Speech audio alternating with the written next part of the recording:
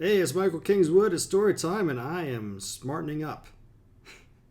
You'll notice I'm in the same shirt as the last episode because, hey, look at this. I'm actually recording a couple in a row because I'm looking at the next couple weeks and thinking, self, you might not have time to record next weekend. Why don't you record now? I know, it's something I should have thought about doing a year ago. In fact, to be perfectly honest, I did do that several times a year ago and then since.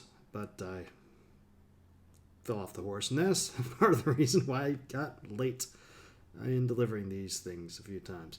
But trying to get better, and since this is the first episode for the new year, we'll just call that the New Year's resolution to not be late anymore. How about that? We'll see how well that works. Anyway, so we're going to continue on with the story, The Beast and the God Woman, written by me. And last we left, Carol, the god woman, had emerged from her hut and taken her magical eat-perb thing and screamed and threw it off the cliff. And then she ran out of the village, and Kaylee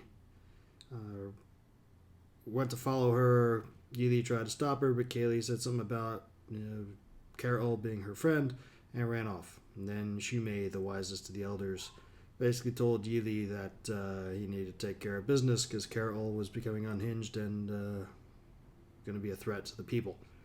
And I guess assume, does that mean take her out? I don't know. Well, I know, but you don't know. So let's go see what happens, shall we? Talk to you again on the flip side. The Beast and the God Woman, written by me and read by me. Part 4. The two women left little sign of their passing, but Ely did not need any. There was only one place Carola would go, and Kaylee would follow her. He ran to the beach, leaping past rocks and boulders along the mountain path and using palm trunks as support to prevent himself from overbalancing as he raced downward. He made it to the beach where he had initially seen Carol and Eric in record time. The women were already there, at the tree line. Kaylee spoke softly, urgently to Carol. The golden-haired god-woman simply stared out at the breakers so far offshore, her eyes filled with longing and with loss. Yili looked at the two of them and wondered why he had ever settled for Kaylee, so dark and withered she seemed, next to Carol's radiance. His brother. Iola had forced him into it. If he had not died, leaving Kaylee without husband, with twins to care for, it was his duty to watch over her and her brother's children. Yili had welcomed the duty. Kaylee was beautiful, far above the other women of the village. All the same, it had been difficult to change his thinking from that of a man alone to a man with family and responsibility. But oh, now that he saw what was possible, how that duty grated on him. Almost as much as knowing that he must remove the source of that possibility. She was too much of a threat to the people, wasn't she? Yili shook his head, muttering something unkind about Shumei under his breath. Kaylee and Carol turned in unison, blue and dark brown eyes coming to rest upon him at once, with equal accusation in each pair. "What do you say, Yili?" asked Kaylee. Her voice was hard. Why was it hard? In a moment of shame, Yili realized he must not have spoken the curse against Shumei as quietly as he thought. He flushed and lowered his eyes, shaking his head. "Nothing. I'm just relieved to find you both well." "Well," it was Carol who spoke this time. Her quick mastery of the language was amazing, but she did not need to speak the language to convey the bitter sarcasm of the single word. Of course, she would not be truly well, after all she had been through. Yili flushed again, embarrassment filling him. He looked up, and froze. Behind the women, within the palm forest, not on the beach, a flickering darkness swept through his vision and was gone. Yili stood frozen, dread turning his bowels to water as the realization of their predicament struck him. Shumei was right. The beast was loose. He opened his mouth to scream, to tell them to flee to the safety of the village. But the darkness swept past again, closer this time, stealing the strength from his lungs before he could speak. Yili stumbled backwards, but his heel caught on something and he fell down onto his backside. The impact was mildly painful, but he hardly noticed the ache. He managed to whisper, "Run!" The women's stern, almost wrathful expressions moderated, becoming merely angry, but also confused. "Run!" Yili cried again, managing some volume into the warning this time. Carol's face remained confused, but Kaylee's took on an expression of stark terror. She knew well what dwelled on the beach. What the people dreaded would gain a foothold on the island proper and doom them all. She shoved Carol forward, all the strength of her thin arms and wiry torso combining into a shove that was irresistible to the other woman, however powerfully built she may have been. Carol stumbled several steps forward, looking confused, and hurt, infuriated. But when she righted herself, she saw, just as Yili saw as the beast's darkness circled around them again. Carol's anger turned to mortal fear, and with barely a moment's glance at Kaylee and him, she turned and fled into the forest. Kaylee watched her depart from her position next to Yili. As the god-woman faded from view, she turned to him, and he could see that regardless of her fear, and it filled her to overflowing, she trusted him to get them out of it. Part of him screamed in agony at the blind, almost rapturous trust she placed in his love, while he lusted after another, an outsider who had only recently come into their midst. She trusted him, so how could he betray her that way? Yili forced a confident smile to his lips. "Follow me," he said as he grabbed her hand. Then, turning away from where he had last seen the beast's darkness and praying that it would chase after the god-woman and not them, and gods did his heart burn to pray for such a fate to fall onto Carol's fair form, he ran, pulling Kaylee along behind him. His heart would burn even more before they reached the slope leading to the village. They found Carol crouched behind a tree near the start of the path leading up to the mountain and to the village. At first, Yili could not understand why she did not just continue up the path. At least there would be some safety, some shelter, if nothing else, in the village huts. But then he saw a flicker of darkness further up, along the path. The beast had circled ahead. To continue that way would be suicide. He dragged Kaylee to a halt, behind a clump of bushes, gripping her hand as tightly as he ever had. What were they going to do? "By the gods," Kaylee said softly, between gasps, as she gulped down air. "The village?" Yili shook his head. He could not know if they were safe or not. He could not worry about it. For now, the village was beyond his ability to care for. Kaylee's face broke, and he knew he had made a mistake. He saw tears welling up, and he realized she must have meant he thought the others, their children, were already dead. Cursing himself for a fool, he took hold of her shoulders and turned her, so she looked him in the eye. "They are safe," he said, in a fierce whisper, hoping he was not lying to her. "But we can't worry about them right now. If we—" A rustle of leaves drew his attention, and he saw Carol shifting from the tree she hid behind to one closer to them. But she was making far too much noise. A twig broke under her foot before she reached her goal. A heartbeat later, darkness flickered between the trunks of the trees up in the mountain. It was heading towards Carol. Toward them. Yili waved his hands frantically, gesturing for her to run away. But either she did not understand or she was being bull-headed, because she only paused to take a breath before she left the shelter of her tree and sprinted toward their hiding spot behind the bushes. The streaking darkness of the beast drew her up short in the open. It was coming. Yili saw it clearly, or as clearly as he ever had, and she could not escape. He acted without thinking, standing and throwing himself at the god-woman. Her eyes widened in shocked surprise. Then his shoulder made contact with her belly, and they both fell to the ground. Something, the beast, raced through the space they had just vacated. Yili felt the air stir in its passage. It was both terror and adrenaline that brought the shiver up his spine, but he paid that no mind. They had to keep moving. Yili rolled off Carol and pushed himself to his feet. She did the same, gingerly, but she wore a grateful expression. An improvement, and something that brought a brief smile to his face. Kaylee's shriek drove the smile away. He turned around in time to see the beast's shadow sweep over her, sending her sprawling to the ground in a heap. His heart lurched to see it, then he went cold with terror as he realized the beast was heading straight for him next. He braced himself for the blow, knowing it was futile, that he could not avoid it or survive it. But then the beast was no longer there. He blinked in confusion. What was going on?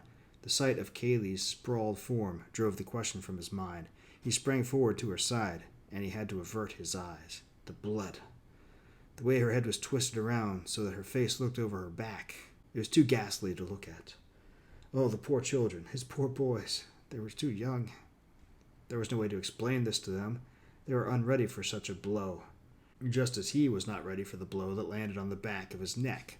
Surprised, shocked, and stunned from the sudden explosion of pain, he collapsed to the ground.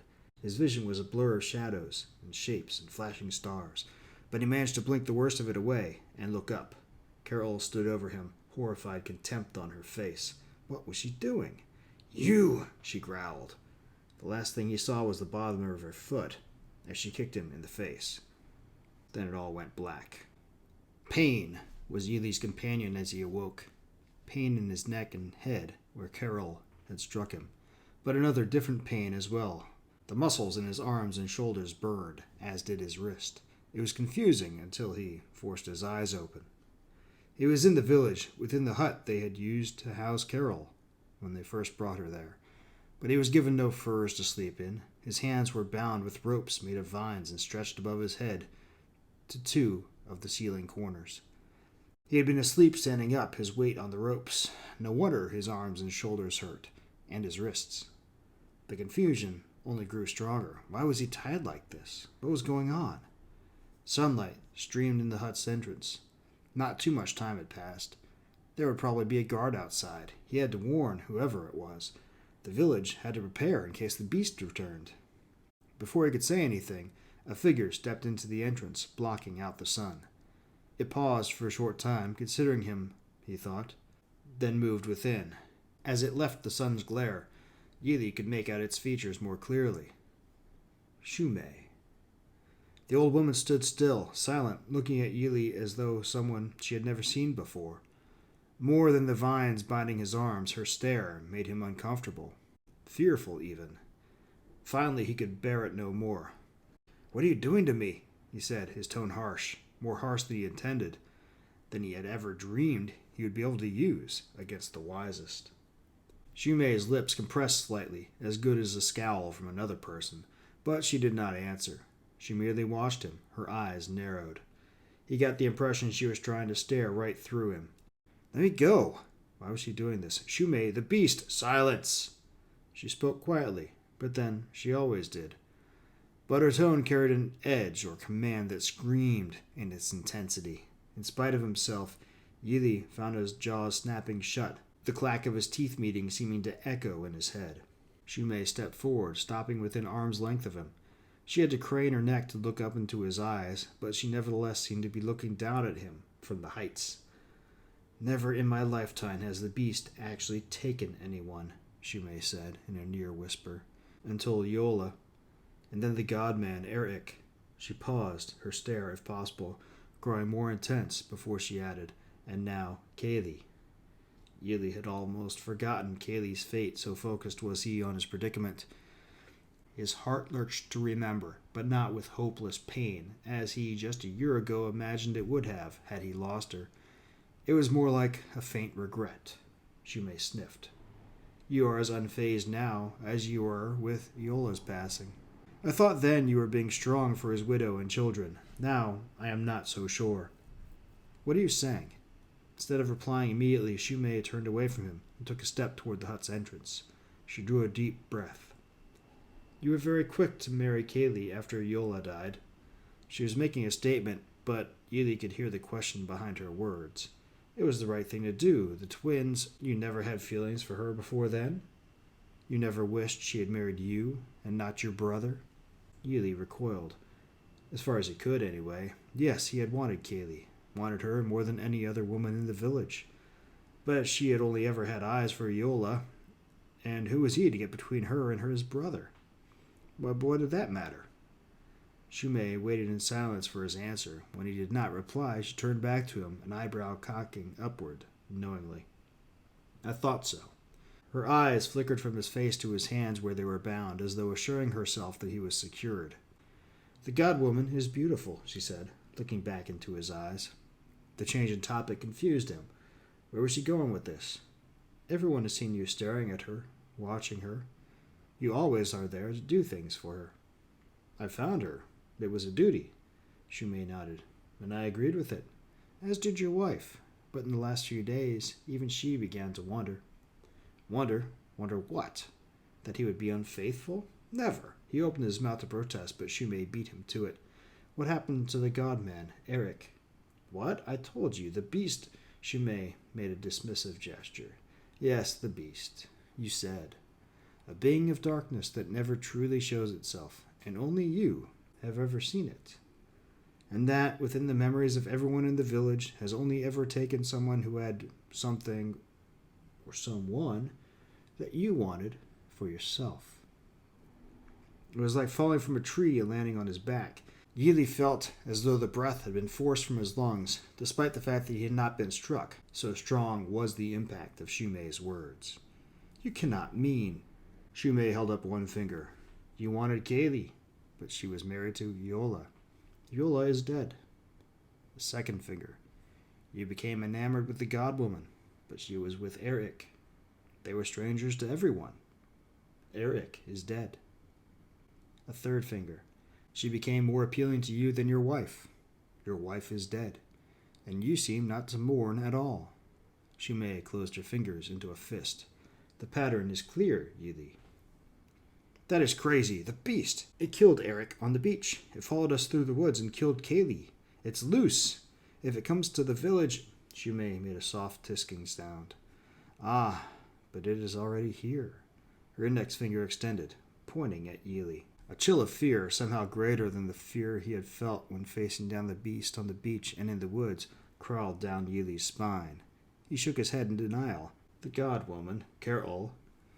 Shumei sniffed, then continued. Ker-Ul has become rather skilled with the language, Yili. She told us what she saw. The fear faded a bit, replaced by a sudden hope. If Ker-Ul could tell it well, everything would be all right.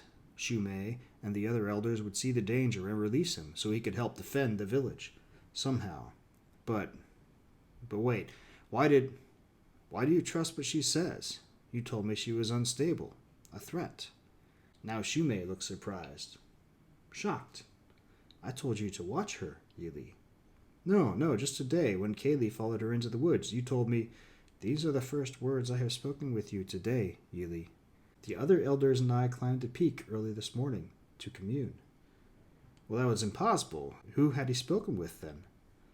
Would you like to hear what Ker-Ul saw? Yili nodded, unable to fully process what was being said.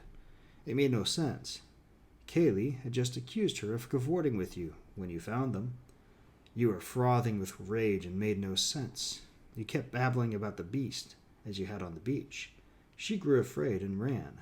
Later, near the path up the mountain, she saw you holding Kaylee down behind a bush. She looked terrified, so Ker-Ul decided to help her. Shumei's voice turned cold, and her eyes seemed to glow with an inner light. Indignation, maybe. You saw her coming and knocked her down, and then brought the stone down on Kaylee's head. What? No, the beast. It was coming for us, and I saved Ker-Ul's life. Shumei just looked at him, condemnation in her eyes. How can you take her word over mine? You don't even trust her. Shumei made the sign that invoked the gods and inclined her head slightly, her eyes never leaving his. When we spoke at the funeral site, what did I tell you? Yili frowned and tried to remember. The days, weeks, since then were a blur. It was difficult to recall, and that was odd. He had always had a good memory. He felt sweat beating on his brow, not just from the day's heat. He could not recall. What had she... You said that she and Eric had been sent by the gods, and that the beast may try to thwart them. That I should watch in case she became a threat to us. Shumei's eyebrow quirked upward. I do not recall thinking she may become a threat, let alone saying it. She drew a deep breath and crossed her arms over her chest in the manner the elders did during the prayer to ward off evil. I said she might bring danger to us because of the things the beast might do in his battle against her and Eric. I wish that I had not been right. She sighed, shaking her head ruefully. Or that I had seen the truth of the beast's plotting sooner. If I had, all this may have been avoided. She saw the question in Yili's eyes before he could voice it. Accusation. No, contempt in her eyes. She spoke again, clarifying. You are the beast, Yili. You. With that, Shumei turned and left the hut. Yili shouted after her, denying her words, denying the accusation, but no answer came back in response. Yili lost count of the number of days he remained there, tied within the hut. From time to time, one of the village women would come in, bringing water or some food, or to clean up his mess, though that was less frequent. And of course, the sun rose and it set. All the while he expected to perish at any moment because surely the beast would come to the village seeking Carol. Surely it would not cease its designs, and they would all pay in blood. But that never happened. Once, he thought he saw the flickering darkness that he had come to recognize as the beast's presence. It happened during one of his feedings. He thought sure Sala was going to be the first of many to die. He fought against the vines binding him, desperate to free himself so he could try to defend her and the others. He fought so hard that she fled, shrieking in fear, but the darkness never reappeared.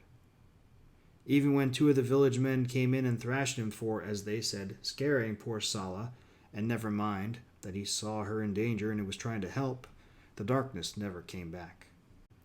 Through the pain of his chastisement, Yili nevertheless said a prayer of thanks that the village had been spared, somehow. And yet, all those countless days passed without incident, except that he became ever weaker, despite the food he was fed. It got to the point where he could barely raise his head to eat and drink. His shoulders and arms had long since gone through agony into numbness, and he seriously doubted he would be able to move them for a long time once he was released, assuming he ever was. And it seemed he never would be. Yili's days became a blur of discomfort and despair, his nights a terrifying return to memory, and fear dreams brought on by his uncertainty and the accusations against him. Or at least, that was what he told himself. In his dreams, he killed Yola himself, breaking his brother's knees with a rock and then roasting him alive over a pit of coals that he had prepared for that very purpose. He broke Eric's ankles using a heavy stick he had brought with him from the beach. Then he bludgeoned the godman to death with the stick and buried him in the sand before dragging his woman off the beach. And Kaylee. The dreams of Kaylee were the worst. Her looking up at him with trusting eyes, believing him when he told her the beast was coming. The faith in him only fading finally when he raised the rock against her. Always he woke with a shout of denial, and then he cursed Shumei, cursed Carol, cursed all of them for making these false accusations against him, and worse, for making him doubt himself, making him begin to think that maybe they were correct, and he really was the monster that they claimed. No answer came, and no visitors save those who tended to him, and they said nothing. Until finally, it all changed. Not long after he awoke, he could only guess how many mornings after he had been imprisoned there, 3 men entered the tent. 2 of them went to his hands and began working the vines that held them up, while the third stood before him, a scowl on his face. Yili knew all 3 men, of course. He had grown up with 2 of them and been mentored by the third, but for whatever reason, though he knew their faces, he could not recall their names. It was as though they had become strangers to him, as he had seemingly become to them. The vines loosened, then released completely, and he slumped to his knees. Only the men's quick action to catch him prevented him from falling all the way to the ground. They boosted him up, one on each shoulder, and shifted around for a moment until they had him in a comfortable position. Comfortable for them, at least. It struck Yili that he could escape rather easily, since they had made no move to tie him up again. They simply draped his arms across their shoulders. But he found he could not move his arms at all, as he had feared would be the case. There was no need for them to bind him again. Of course, they had known it before he did. The third man, the older one and the one in charge, nodded and said gruffly, "Bring him." They began a long trek down the mountain. Not long in the sense that it was any great distance. He had made the journey many times in the past. But never had he been so weak, so helpless, so crippled during the walk down the path. And even with the other 2 men's support, it seemed to take forever. At the base of the mountain, they surprised Yili by turning left, away from the beach the people most often visited, the beach where Yili had met Eric and Carol. Instead, they circled around the mountain to the leeward side of the island, where the shore was more rock than sand, and the breeze hardly ever blew, except during the rainy season. Finally, after a longer walk than Yili imagined possible, given how short a distance it really was, they arrived at a small cove, flanked on one side by outcropping rocks and on the other by a spur of sand that contained a few hardy palm trees and little else. The cove was familiar. Yili had come here with Kaylee and the children many times before to watch the sunset. At the outset of the rainy season, all the people gathered there for the feast to welcome the changing of the winds. Indeed, Yili was surprised to note the winds were coming from the south, blowing past the outcrop of sand and creating a steady chop in the water. Had he been in that hut so long that the seasons had turned without his noticing? Impossible, and yet the winds said otherwise. All the people of the village were gathered in a loose arc at the cove's central beach. The arc opened to admit him and his escorts, guards, and Yili found yet another surprise waiting for him. At the water's edge was the strangest thing he had ever seen. Resembling the wall of a hut, it was a collection of logs that were lashed together with vines, but it lay flat just above the sand, supported by 3 larger logs beneath the wall itself. From the center of the flat wall, a single larger log stood straight up. Vines were tied from the corners of the flat wall to the top of the erect log, holding it in place. Yili blinked, unable to comprehend what this thing was. But whatever its purpose, the 3 men guiding him dragged him toward it. That meant it could not be good. Yili tried to fight against them, but they were much stronger than he, and the battle was over before it was fought. Before long he stood, or was held, in front of the strange thing. Shumei's voice drew his attention to the side, where she stood along with the rest of the elders. This is a day we have spoken of for some time now, and though we disagreed at first, I believe now we all agree this is how it must be if we are to purge the beast from our midst while remaining pure ourselves. Shumei's eyes swept the crowd, and Yili followed with his own gaze. He saw no sign of dissent. If anything, he saw admiration and agreement when people looked at Shumei. When they looked at him, only condemnation, derision, and beneath it, fear. Yili, Shumei went on. He looked at her, giving her his full attention. Why not? Many here thought you should be put to death for your crimes, but we decided your fate shall be decided by the gods. By the gods? How would the gods? And then Shumei answered his own question. Carol is building a thing. She calls it a raft, to bring her back to her lands. We have been assisting her, and it was from learning what she has taught that we built this for you. She gestured toward the strange thing at the edge of the water. What was it she called it? A raft? Yili looked incredulously at the thing. How was it supposed to interface with the gods? Again Shumei answered him. Here the breakers are the weakest on the island. Here Carol will depart in 2 weeks' time, and here you will depart today. 2 men broke off from the crowd and carried objects to the raft.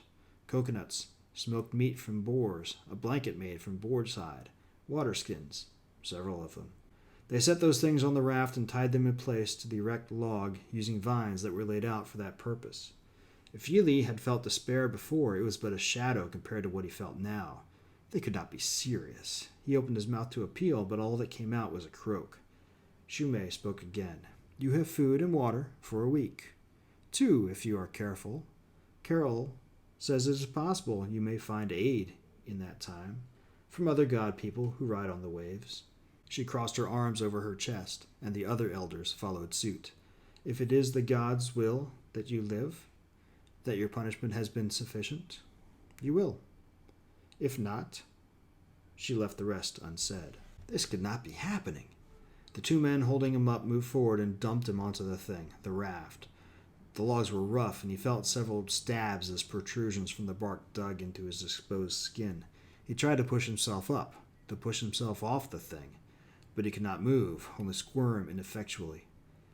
He felt the raft begin to move under him, and he turned his head. 6 men were pushing it off the beach and into the water. No, how could they do this? Man was forbidden to see. But they did not think he was a man any more, did they? A rustling from behind him now drew his attention. He looked up and saw a single man standing on the raft with him. He was hoisting away on a vine that was tied to the top of the erect log. As he pulled, a triangular shape unfurled from the other side of the raft. It took Yili a moment to realize it was a collection of boar hides that had been sewn together, like a woman's blouse, except larger. What was it for? The man, Toram his name was, finished hoisting and tied the vine off, then dropped the loose end. Then he jumped off the raft, landing thigh-high in the water. Was he already that far away from the beach? Yili was going to turn around and look, but then the triangle made a whoomp and filled with the wind that was blowing from the south. Almost immediately the raft began moving faster toward the breakers. What a wonder was that? From behind, far behind it seemed, Yili heard Shumei's voice once again. May the gods watch over you and guide you to your fate. He glanced back and his stomach lurched to see how far away he was from the beach now. 50 paces? 75? The breakers were closer now, their continuous surf growing ever louder. Ely forced his hands to grab onto the vines holding the raft together. Perhaps he would not be thrown off. He did not want to be thrown off. He could not pull himself through the water the way Eric had. He shuddered to think of drowning. He looked back at the beach again. The people remained there watching him drift away. No one moved to assist, to try to bring him back. Then, behind them, he saw something. A flickering blackness. The beast. It had come finally. Despite his dread, his heart leapt. They would see it. See that they were wrong about him. They would come and rescue him before it was too late. How? Said a voice in his head. He refused to listen to it. The blackness danced across the beach to the people's left, but they paid it no heed. Ely tried to call out to them, but again only a croak came forth. Then water covered him. The breakers! He held on to the vine, terror giving him strength he did not realize he could muster. Again a wave hit, and again, but somehow he kept his grip. And then the breakers were behind him. The raft was still afloat, the boar-hide triangle still intact, and he was still making progress away from the beach. Away from the island. The blackness flashed through the people now, but none of them moved. No one cried out, or even seemed to notice. It streaked over the water, crossing the lagoon and the breakers. Oh gods, the beast was coming for him! It was the gods' punishment personified, or perhaps their mercy. A quick death instead of starvation, or dying of thirst. Ely found that was little comfort. The blackness swept closer, and Ely cringed away, bracing himself for the blow he knew was to come. He closed his eyes, not wanting to see, but the blow never came. After a moment, he slowly opened his eyes again. There, sitting on the raft beside him, was a man, except that he was a man made from the blackest of darkness, and yet somehow Ely could make out features beginning to form from within that blackness. Gradually the man's face became clear, and Ely's bowels turned to water. He knew that face. He had seen it countless times when he looked into the water of the drinking pool. The face was his own. He screamed then, a scream of denial, of despair, of acknowledgement. And the beast, the darkness within him, his only companion left in the world, smiled at him as they sailed away to meet their fate together on the waves of the sea. Okay, so that's the story. This final episode was longer than I kind of wanted it to be, but it seemed like leaving it in the middle somewhere there just wasn't going to work. The way I broke the scenes up, the first two were shorter, and the middle one was longer, and the last one was longest, and there's really no way to make it shorter without being stupid. So, I apologize for a little bit longer episode. Hope you don't mind. It seems to me most people won't. But yeah, that's the story. A couple things about it. You may or may not have figured out some of what I was doing here. Clearly, there's some inspiration from Lost, right, with the island and not a shadowy creature, the smoke creature, but the black thing roaming around. And of course, I didn't realize it until after I wrote it. Oh yeah, that sort of becomes a little bit of inspiration from Lost there. But clearly, like Carol and Eric were sailing around in their sailboat and hit the breakers. And if you guys haven't been on ships or on the cruising sailboats before, an EPIRB is a emergency location beacon. It's actually a GPS, has a GPS receiver on it, and will send a satellite signal to the authorities if your ship sinks or runs aground or something. A lot of them have automatic activation features. If they get wetted, there's ways to do that, or you just take it with you and turn it on, depending on the model you've got, and it sends out a satellite signal with a GPS broadcast, so that people can come and rescue you. Now, in Carol's case, she went and found it, but you probably figured out it wasn't working, which is why she got pissed off and despairing and threw it off the cliff. Between that and the whole reference with Armstrong, who went to the moon and came back as a god, I kind of tweaked Neil Armstrong's name a little bit, and I meant those as little breadcrumbs to that in the description of the sailboat itself. There's little breadcrumbs to show that, yeah, this actually is happening on Earth. Just isolated island someplace that somehow has a magical spiritual creature going around, except it's not really. It's just a psychopath who, it's all in his head. There you go. That's the secret. You can tell me how well I pulled that off. Like I said, I wrote this back in 2013. I want to say 2014. I think it was 13. I gotta double check. But anyway, it's been since that long ago was when last time I read it, and looking through it a couple times, I think I lost the bubble in. Actually, I found out that I lost the bubble in the time frame of what was happening midway through reading part of the last episode. So I went and retroactively tweaked a couple of things and fixed it. But aside from that, I think it's all right. Of course, I wrote it, so I have to like it.